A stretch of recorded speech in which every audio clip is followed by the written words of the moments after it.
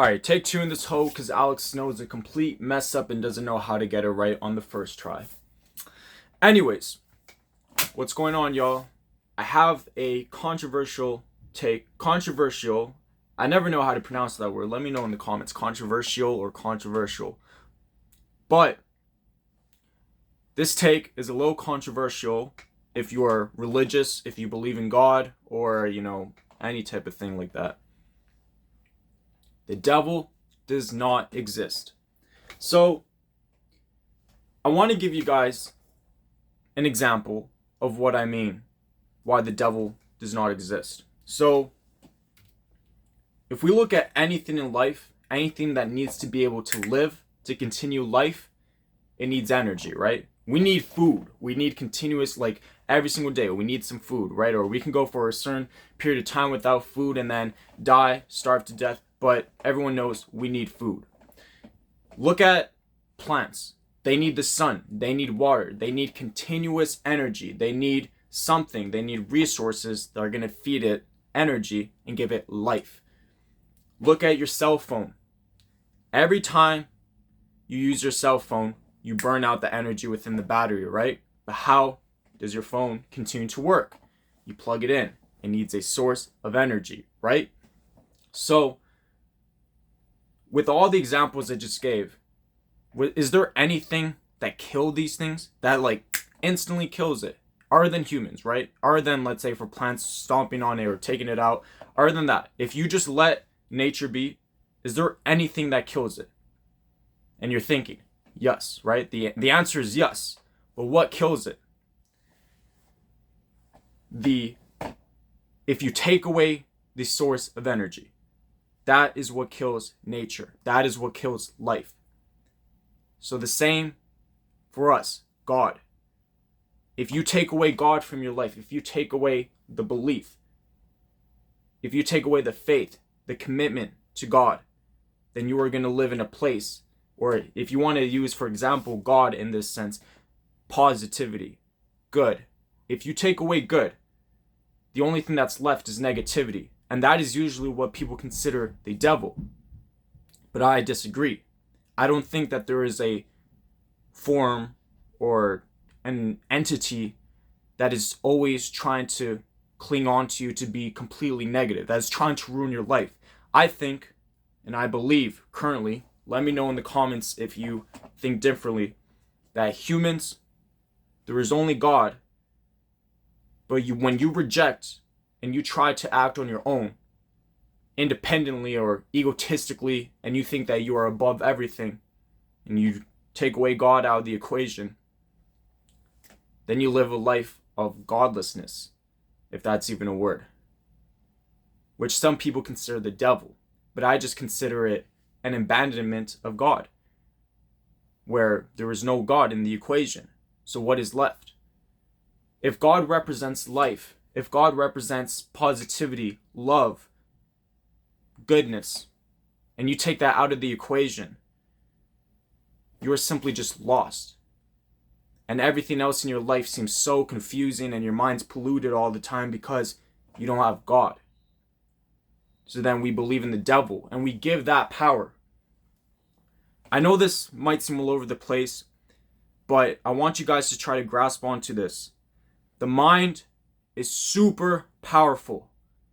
If you program, when I say program, I mean train the mind to believe in something. If you constantly tell it to do something or write something down, if you have a journal, write something down, a whole page of what you want to accomplish, of something you believe or saying that you love yourself, your mind is going to convince itself for whatever you just wrote.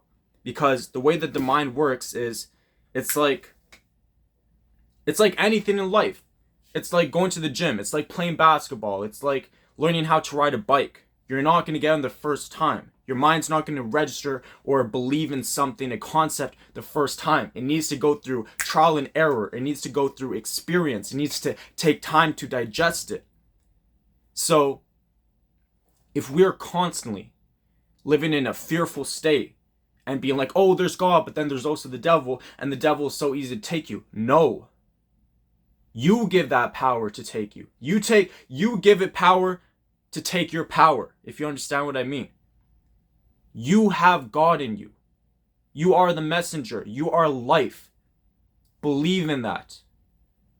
Even, and I'm not saying God is not real, but let's put it in a hypothetical. Without God, okay? If you just train your mind to think positively about life in general, everything, any bad situation is going to be considered good for you because you've trained your mind, your vision to see goodness, to see only goodness. So it's the same with when you give any type of negativity or, mental health. If you put your mind to this and you give it attention, you give it power. If you tell yourself you are fucked up, you're going to believe you are fucked up. If you say that you are sad, you're going to always victimize yourself. If you say you are depressed, depression, they gave it this type of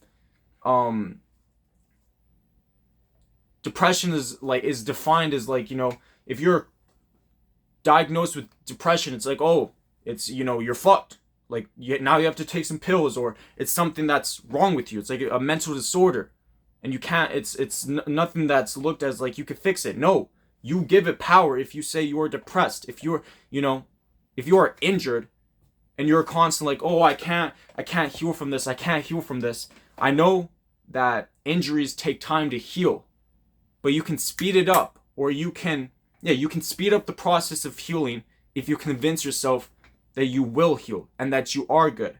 Because a lot of the time, I'm going to give a personal example and then we're going to end this. I have sprained both my ankles 3 times.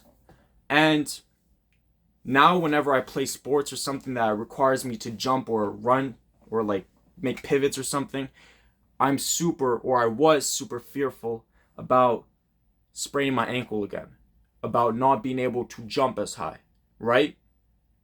But if I program my mind, which I have, I'm learning to, and I'm continuously programming myself to believe that I won't get injured, and that I can jump high enough, and that I am fast, and that this injury does not necessarily exist anymore. It's not here. I'm not injured anymore. So why do I still feel that I restricting myself? If you put restrictions to what you can do in life, if you live in a fearful state, you are never going to reach your potential. So what I want you to take away from this video, I know we went a little bit all over the place, or you went down this journey with me, but what I want you to take away from this is that the reason why I state the devil is because the devil resembles something that's the most evil in this world.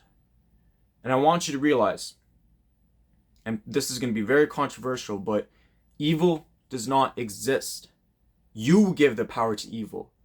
You can look at any type of situation. Someone can die in your family. And I'm not saying that's a good thing. Death. I'm not saying it's a good thing.